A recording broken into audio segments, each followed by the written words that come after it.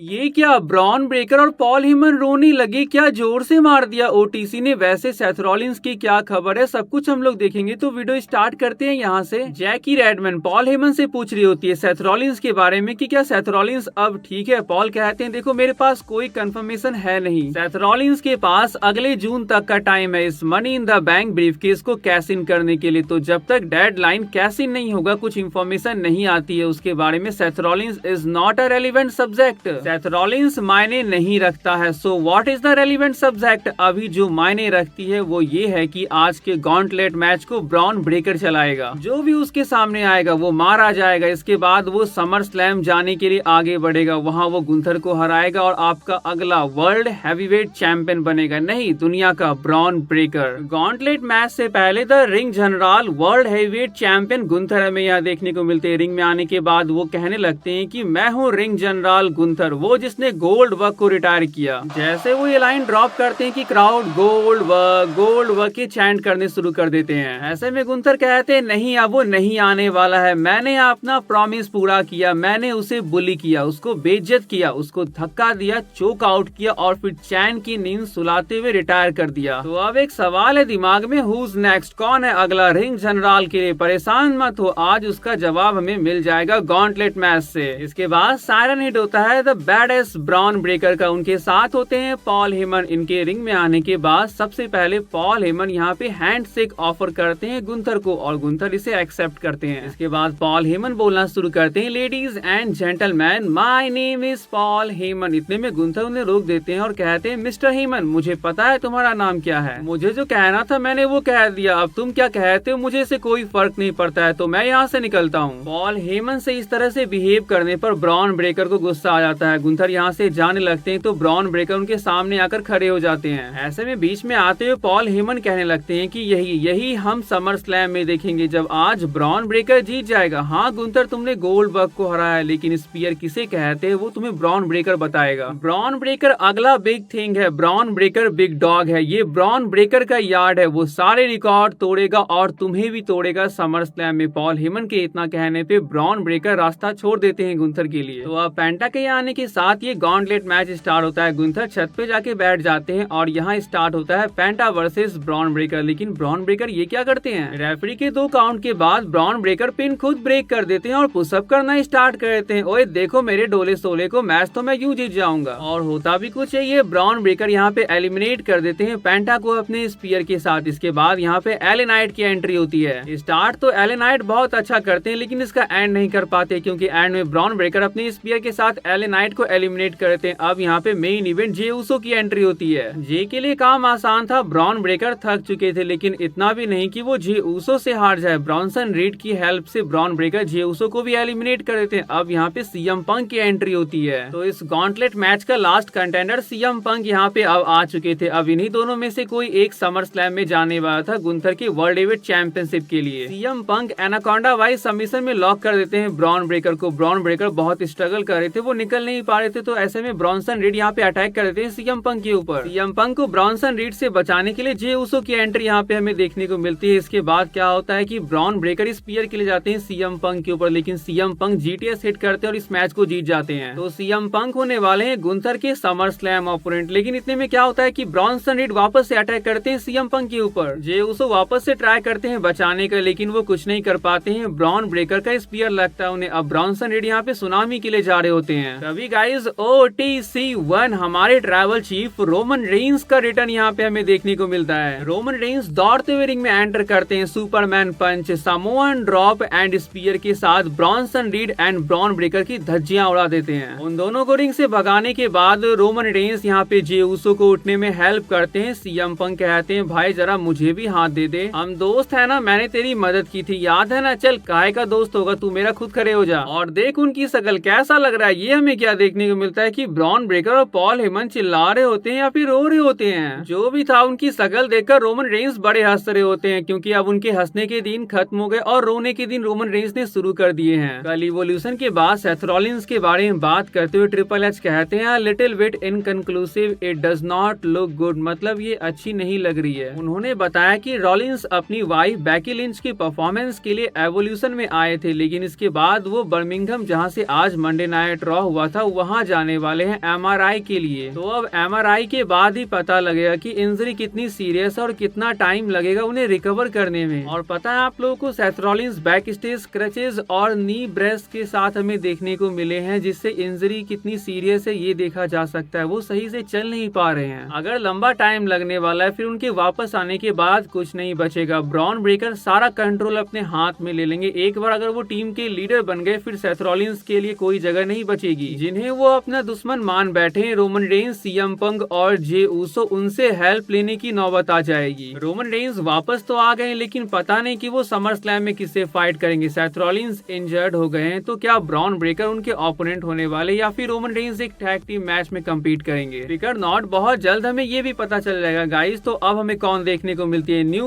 Women's world champion Naomi. वैसे आज के शो को स्टार्ट नियोमी करती है। नियोमी के आने के बाद क्राउड यू डिजर्व इट की चैंट करते हैं। तो नियोमी कहती है कि ना, तुम्हें क्या लगा कि मैं अपने money in the bank briefcase को टिफनी पर कैश इन करूंगी? मैंने तुम्हें चकमा दिया। स्मैकडाउन पर मैं परेशान हो चुकी थी, अब तुम पीछे हो मुझसे। बियांका और जेड कारगिल अपर हैंड अब मेरे पास है बिचेस। तो रॉ लॉकर रूम की लड़कियों की स्ट्रॉन्ग एडवाइस है बहनों, जरा बच कर रहना मेरे से। मामी रिया रिप्ली की एंट्री हमें यहाँ देखने को मिलती है। आने के बाद वो कहती है कि ये धमकी किसी और को जाकर देना। 2 गोल्स थे मेरे एवोल्यूशन में, ईओ को हराना और वो टाइटल वापस लेना। ये हंसने वाली बात नहीं, क्योंकि तुम्हारी वजह से अभी भी मेरे गोल मेरे पास है। फिलहाल मैं तुम्हें खत्म करने वाली हूँ। अब क्राउड की चाहिए थी ईओ स्काई के आने के बाद वो कहती कि रिया रिस्पेक्ट के साथ कह रही हूँ, लाइन में लगो। तो नियोमी, मुझे अपना टाइटल वापस चाहिए। इतने में एडम पियर्स आ जाते हैं और कहते हैं कि लड़ो मत लड़कियों। पहले तो Naomi, congratulation and welcome to Monday night Raw. और रिया एंड ईओ, इवोल्यूशन में जो तुमने किया वो एब्सोल्यूट मैजिक था। वैसे समर स्लैम आ रहा है, फर्स्ट टाइम एक 2 नाइट इवेंट, तो वहाँ होगा Iyo Sky versus Rhea Ripley versus Naomi. तो यहाँ से समर स्लैम का एक और मैच कंफर्म हो गया। ये चीज काफी फनी थी। यहाँ पे न्यू डे रीमैच मांग रहे होते हैं एडम पियर्स से, तो एडम पियर्स मना कर देते हैं। तो ये तो उन्हें विंग ऑफर करते हैं। एडम पियर का कहना होता है कि मैं गंजा या अच्छा दिखता हूँ, तो ये बकवास चीजें मेरे पास लाना बंद करो, और अगर तुम्हें टाइटल मैच चाहिए तो उसे अर्न करो, इस तरह से भीख में मत मांगो। इसके बाद क्या होता है कि निकी वेला वर्सेस चेल्सी ग्रीन का मैच हमें देखने को मिलता है। सीक्रेट हर्विस यहाँ पे डिस्टर्ब करती है निकी वेला को, लेकिन इसके बाद वो इस मैच को जीत जाती है। मैच के बाद जब उन पे अटैक हो जाता है, तो ऐसे में स्टेफनी वकैर यहाँ पे हेल्प करती है निकी वेला की। मैच के बाद जब ये बैक स्टेज आते हैं, तो इन्हें एक लॉकर रूम से रोने की आवाज आती है, और जब वो अंदर जाते हैं तो रीमैच ना मिलने की वजह से और टैग टीम डिवीजन का डेथ हो गया, तो इसके शोक में रो रहे होते हैं न्यू डे।